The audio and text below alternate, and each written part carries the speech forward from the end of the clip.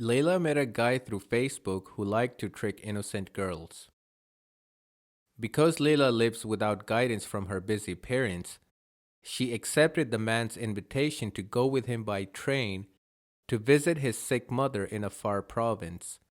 After he told her that the old woman wanted to meet her to bless his engagement to her.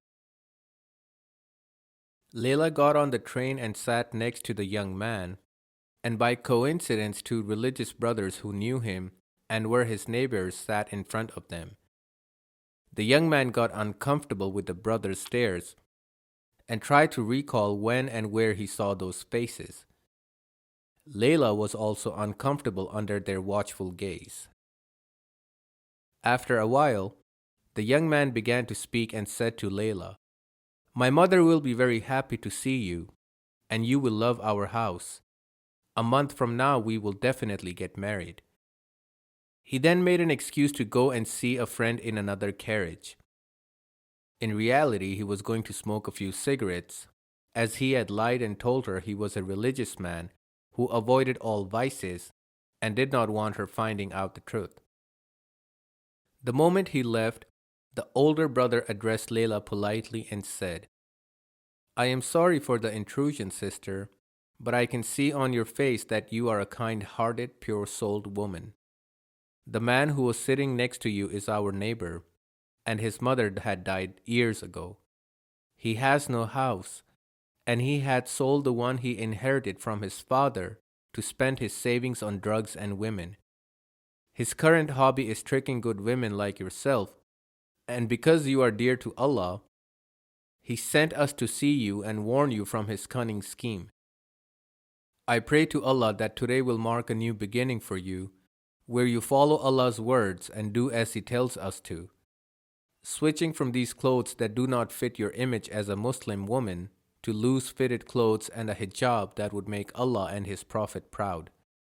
Layla was shocked upon hearing this, and tears fell from her eyes as she replied, "I believe all what you told me, as my friend had tried to warn me, but I thought she was lying to me to get him for herself. I swear to Allah, this morning I prayed Fajr and prayed to Allah before leaving my house to protect me under His watch." The older brother spoke again. "The Prophet, Allah's blessings and peace be upon him, has said in a prophetic tale, when anyone offers the Fajr prayer in congregation, he is in the protection of Allah, as in if you pray Fajr, Allah will protect you, and anyone who tries to bring you harm will face His wrath and end up in hell. Your prayers have saved you from a certain doom." To this Layla answered, "Thank Allah for answering my plea and made you to save me.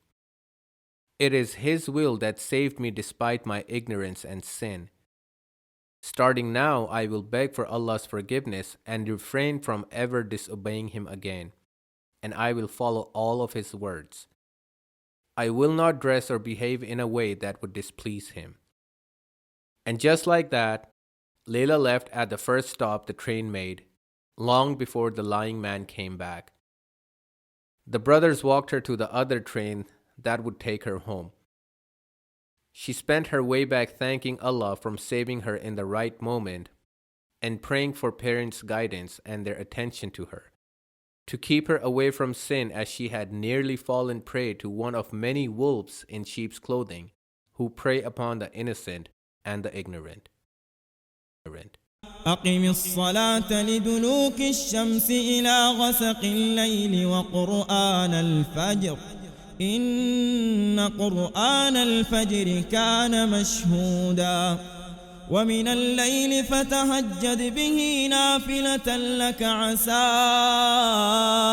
أن يبعثك ربك مقاما محمودا وقل رب أدخلني مدخل صدق وأخرجني مخرج صدق واجعل لي من لدنك سلطانا نصيرا وقل جاء الحق وزهق الباطل إن الباطل كان زهوقا وننزل من القرآن ما هو شفاء